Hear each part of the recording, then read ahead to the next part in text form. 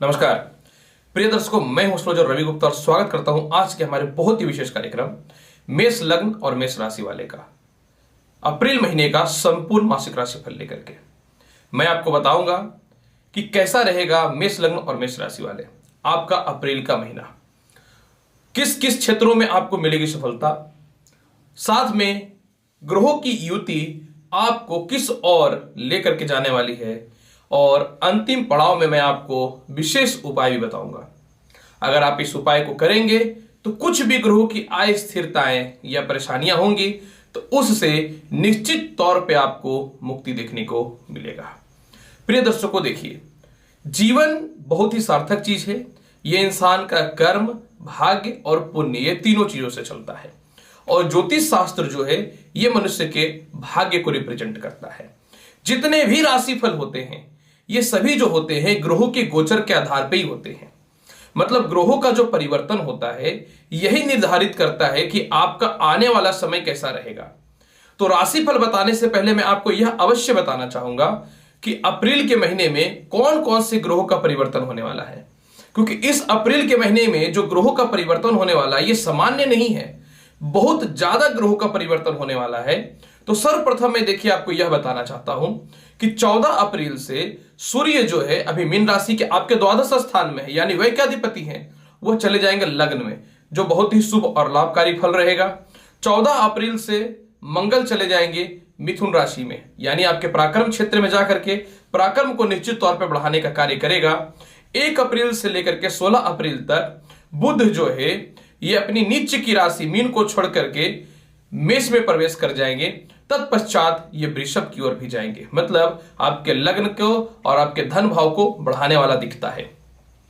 6 अप्रैल को बहुत ही बड़ा ग्रह बृहस्पति का राशि परिवर्तन होगा। बृहस्पति जो है ये कुंभ राशि में चले जाएंगे, जो आय स्थान में विराजमान हो जाएगा, यानी यह स्पष्ट तौर पर प्रमाण दे रहा है कि आपके आय में वृद्धि का योग बनाएगा। 10 अप्रैल से शुक्र जो है ये मेष राशि यानी आपके लग्न में विराजमान हो जाएंगे, जो 7वें घर के अधिपति और धन स्थान के अधिपति हैं, जो कहीं न तो कहीं एक शुभ और लाभकारी योग की उत्पत्ति करेगा।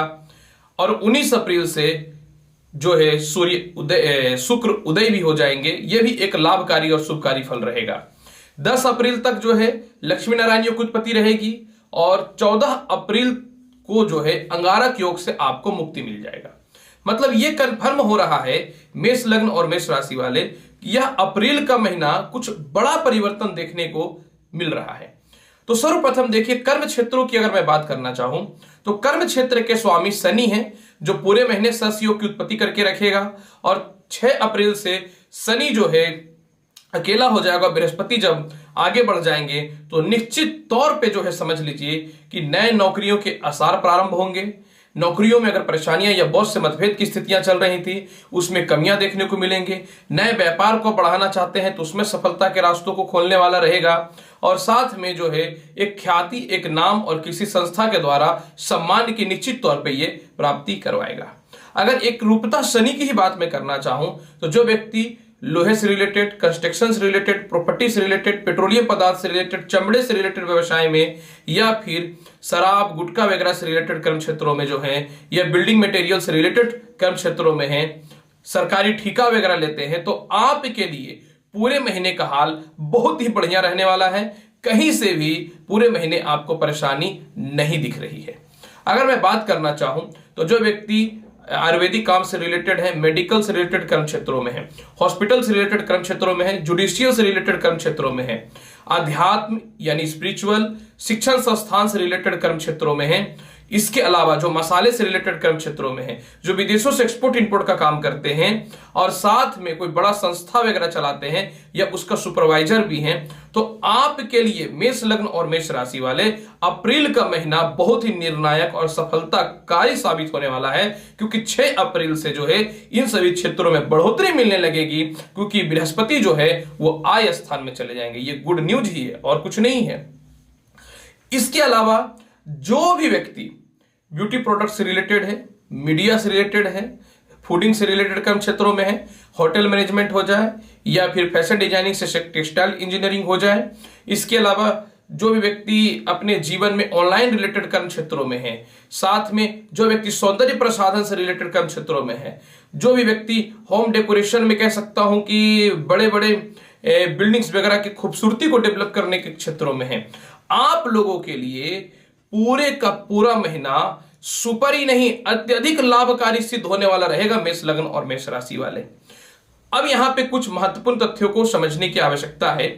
16 अप्रैल तक, 1 अप्रैल से लेकर के 16 अप्रैल तक जो व्यक्ति मैनेजमेंट से रिलेटेड कर्म क्षेत्रों में है या अकाउंटिंग, इंश्योरेंस, फाइनेंस, बहुत हद तक फूडिंग या वक्ता या प्रवक्ता या सुपरवाइजर या बैंकर, आप लोगों के लिए 1 अप्रैल से 16 अप्रैल तक के मध्य में स्ट्रगलकारी समय रहेगा, परेशानी कारक समय रहेगा, तनावपूर्ण की स्थितियां वाली समय रहेंगे। लेकिन 16 अप्रैल के बाद जब लग्न में बुध विराजमान हो जाएंगे तो इन सभी क्षेत्र वालों के लिए विशेष सफलता के रास्ते खुलेंगे और उन्नति के निश्चित तौर पे चांसेस आवश्यक तौर पे खुलेंगे। महत्वपूर्ण तथ्य यहां पे यह भी देखना है, मैं बहुत ही क्लियर बताता हूं। सरकारी क्षेत्रों से रिलेटेड, डॉक्टर के कर्म क्षेत्रों से रिलेटेड, कागज के संबंधित कर्म क्षेत्रों से रिलेटेड, कपड़े से रिलेटेड कर्म क्षेत्रों से रिलेटेड या कांच के संबंधित कर्म क्षेत्रों से रिलेटेड जो व्यक्ति हैं, जो सरकारी कर्म क्षेत्रों में हैं, जो सरकार से रिलेटेड है, अफसर हैं, प्रशासनिक क्षेत्रों में हैं, आप लोगों के लिए 14 अप्रैल तक का समय जो है समझ लीजिए कि बहुत बढ़िया नहीं है। 14 अप्रैल तक तनाव, परेशानी, अस्थिरता, केस मुकदमा, नौकरी से रिलेटेड समस्याएं, सभी प्रकार की समस्याओं से परेशानियां देखने को मिलेंगी। यानी 14 अप्रैल के बाद सरकारी कर्म क्षेत्र वालों के लिए विशेष लाभकारी योग दिखते हैं। जो व्यक्ति सेना से रिलेटेड क्षेत्रों में है, इंजीनियरिंग से रिलेटेड कर्म क्षेत्रों में है, इलेक्ट्रॉनिक हो या मैकेनिकल हो या किसी भी प्रकार की इंजीनियरिंग से रिलेटेड कर्म क्षेत्रों में है, टेक्सटाइल को छोड़ करके सॉफ्टवेयर से रिलेटेड कर्म क्षेत्रों में है, जो व्यक्ति ठेका लेते हैं, बड़े बड़े जमीन का काम करते हैं, सरकार के अंदर दलाली का काम करते हैं, इसके अलावा जो व्यक्ति कोई भी सेना से रिलेटेड हो, थल सेना हो, वायु सेना हो या कोई भी सेना हो, इन सभी क्षेत्रों से रिलेटेड है, उच्च पद के पॉलिटिक्स कर्म क्षेत्रों से रिलेटेड है, आपके लिए पूरे महीने लाभकारी तो निश्चित तौर पे रहेगा। लेकिन 14 अप्रैल के बाद जो है ना एक विशेष लाभकारी और उन्नति कारक समय आपके अंदर देखने को मिलेगा, जब मंगल स्वयं कारक तत्व तो स्थान तीसरे में विराजमान हो जाएगा। यानी यह स्पष्ट तौर पे दिख रहा है मेष लग्न और मेष राशि वाले कि निश्चित तौर पे पूरे महीने सभी क्षेत्र वालों के लिए अत्यधिक शुभ और लाभकारी सिद्ध हो रहा है। अगर मैं बात करना चाहूं पूरे महीने धन संबंधित कर्म क्षेत्रों की, देखिए आय का मालिक शनि है और धन का मालिक शुक्र है। आय का मालिक शनि जो है ये 6 अप्रैल के बाद स्वतंत्र हो जाएगा और आय स्थान में यानी कुंभ राशि में बृहस्पति चले जाएंगे। और बृहस्पति और शनि का समगृह संबंध है, न शत्रुता है और न ही बहुत ज्यादा मित्रता है। इसके अलावा जो है धन स्थान में जो है 14 अप्रैल तक मंगल बैठे रहेंगे, इससे कोई प्रभाव नहीं पड़ता है क्योंकि शुक्र जो है 10 अप्रैल के बाद स्वयं केंद्र में आ जाएंगे, धन के मालिक केंद्र में आ जाएंगे और 14 अप्रैल तक तो हम मंगल ही बैठा हुआ रहेगा और आय के मालिक स्वतंत्र हो जाएंगे, जो पूर्णतः ससयुग नामक राज्य को उत्पत्ति करेगा। यानी स्पष्ट तौर पर यह प्रमाणित हो रहा है मेष लग्न और मेष राशि वाले पूरे महीने धन की कमी नहीं होने वाली है, जीवन के हर कमियों को दूर करने वाला रहेगा।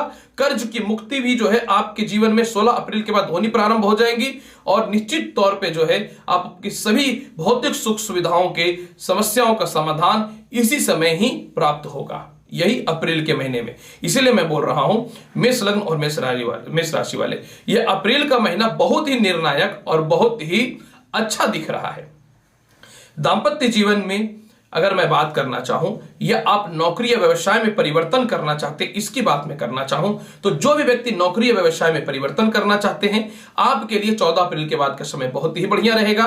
पूरे महीने प्रेम संबंध में सुधार देखने को मिलेंगे, आपसी तालमेल में जो कमियां हो रही थी, विचारों में जो मतभेदता की स्थितियां उत्पन्न हो रही थी, उसमें कमियां देखने को मिलेंगे। और सत्य बात बताना चाहता हूं पूरे महीने विवाह के लिए उपयुक्त रिश्ते भी आएंगे, लेकिन होगा क्या कि जब शुक्र जो है 10 अप्रैल को मेष राशि यानी केंद्र में आ जाएंगे तो 7वीं दृष्टि से जो है 7वें घर को ही देखेंगे और वहां पे स्वयं इनके कारक तत्व राशि तुला विराजमान है। मतलब ये स्पष्ट हो रहा है कि 10 अप्रैल के बाद निश्चित तौर पे विवाह के उपयुक्त रिश्ते आएंगे, दांपत्य जीवन में सुधार देखने को मिलेगा, लोगों से संबंध स्थापित होंगे और मंगल की स्थितियां बहुत अच्छी होने के कारण ससुराल पक्ष से भी आपके तालमेल बहुत ही बढ़िया रहेंगे और निश्चित तौर पे जो है अच्छे अच्छे मित्रों का भी सहयोग मिलेगा, परिवार के लोगों का भी सहयोग मिलेगा, बैंक बैलेंस में भी वृद्धि करने वाला रहेगा। एक बात तो स्पष्ट है, जब मनुष्य का दाम्पत्य जीवन सही होता है ना, तो मनुष्य के जीवन में सभी चीजें बहुत ही अच्छी चलती है, क्योंकि परिवार में खुशी और स्नेह देखने को मिलता है। इसके अलावा अगर मैं आगे की बात करना चाहूं तो आपके जीवन में संपत्ति से रिलेटेड और भाई बहनों और माता पिता से रिश्तों की बात अगर करना चाहूं, पूरे महीने छोटा भाई बहन हो या बड़ा भाई बहन हो, सभी से तालमेल बहुत ही अच्छे रहेंगे।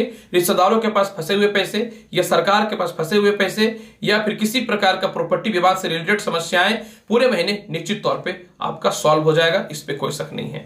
पूरे महीने भूमि मकान वाहन से रिलेटेड संपत्ति का सुख प्राप्त होने के 100% आसार रहेंगे और पूरे महीने माता और पिता से तालमेल बहुत ही बढ़िया रहेगा।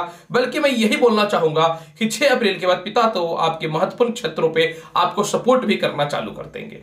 इसके अलावा अगर मैं बात करना चाहूं संतान पक्ष की, निश्चित तौर पे जो है 14 अप्रैल के बाद संतान के तरक्की के रास्ते खुलेंगे। 14 अप्रैल के बाद जिनके संतान होने में समस्याएं हो रही थी वह समस्याएं समाप्त हो जाएंगे। 14 अप्रैल के बाद प्रेम संबंध में विशेष सुधार देखने को मिलेगा। 14 अप्रैल के बाद निश्चित तौर पे जो है आपके संतान के तरक्की भी होंगे और आपके उचित लक्ष्य की ओर बढ़ेंगे भी, और शिक्षा से रिलेटेड समस्याएं भी 14 अप्रैल के बाद निश्चित तौर पर समाप्त हो जाएंगे, जो भी परेशानियां दिख रही हैं। शत्रुता पूरे महीने आपको कुछ नहीं करने वाला रहेगा। यही नहीं, 1 अप्रैल से 16 अप्रैल के मध्य में थोड़ा शत्रु परेशान कर सकते हैं, थोड़ा तनाव दे सकते हैं। इस समय थोड़ी सिर में दर्द की समस्याएं, थोड़ी सी पेट की समस्याएं, थोड़ी सी पैर की समस्याएं आपको कष्ट पहुंचा सकता है। लेकिन मैं यही बोलूंगा कि 16 अप्रैल के बाद आपके शत्रु भी आपके सामने नतमस्तक होंगे और हेल्थ इशू जितने भी हैं वह निश्चित तौर पे दूर हो जाएंगे। अगर पूरे महीने केस मुकदमा से रिलेटेड समस्याओं की बात मैं करना चाहूं मेष लग्न और मेष राशि वाले, तो मैं स्पष्ट तौर पे यही बोलूंगा, पूरे महीने केस मुकदमा से रिलेटेड समस्याएं जो जीवन में चल रही हैं यह 14 अप्रैल के बाद दूर हो जाएगा और बाकी थोड़े मोड़े बचे जो समस्या है वो 16 अप्रैल के बाद दूर हो जाएंगी। यानी केस मुकदमा, प्रॉपर्टी विवाद, फंसे हुए पैसे और विदेश यात्राओं से रिलेटेड जो भी समस्याएं आपके जीवन में चल रही हैं वो निश्चित तौर पे जो है आपके जीवन में 14 अप्रैल के बाद दूर हो जाएंगे। अब यहां पे प्रश्न उठता है कि पूरे महीने कौन कौन सा उपाय करना आपके लिए बहुत ही बेहतर रहेगा। देखिए, 14 अप्रैल तक सूर्य द्वादश में है। पंचमेश जब द्वादश में है तो तनाव, परेशानी, बुद्धि में कमी करेगा। तो 14 अप्रैल तक अपने संतान से मतभेद नहीं करना है, नौकरी से रिलेटेड समस्याओं में झगड़ा नहीं करना है, बुद्धिमत्ता का प्रयोग करना है और दूसरे के केस मुकदमा या फालतू लफड़े में नहीं फंसना है। इस समय 14 अप्रैल तक कंटिन्यू सूर्य को जल दीजिए, तिलक लगाइए रोड़ी का अपने मस्तिष्क पे और 16 अप्रैल तक जो है गणेश चालीसा का पाठ करिए। आप पूरे सप्ताह को बहुत ही बेहतर बनाना चाहते हैं तो आप सिर्फ ओम नमः शिवाय का 108 बार जाप करिए। अगर रुद्राक्ष की माला से करके पूरे महीने निकलते हैं तो अत्यधिक उत्तम, और मछलियों को दाना देते हैं तो ये तो सोने पे सुहागा वाला हाल हो जाएगा मेष लग्न और मेष राशि वाले। प्रिय दर्शकों, अप्रैल महीने का मेष लग्न और मेष राशि का संपूर्ण राशिफल मैंने प्रेजेंट किया है। उम्मीद करता हूं बताई गई जानकारी से संतुष्ट होंगे। आप मेरे चैनल पर नए हैं तो चैनल को लाइक भी करिए, शेयर भी करिए, सब्सक्राइब भी करिए। मैं एस्ट्रोलॉजर रवि गुप्ता आऊंगा अगली वीडियो में आपके पास और महत्वपूर्ण और ज्ञानवर्धक जानकारी के साथ। तब तक के लिए नमस्कार, खुश रहिए, अच्छे से रहिए। मैं ईश्वर से यही कामना करता हूं। धन्यवाद।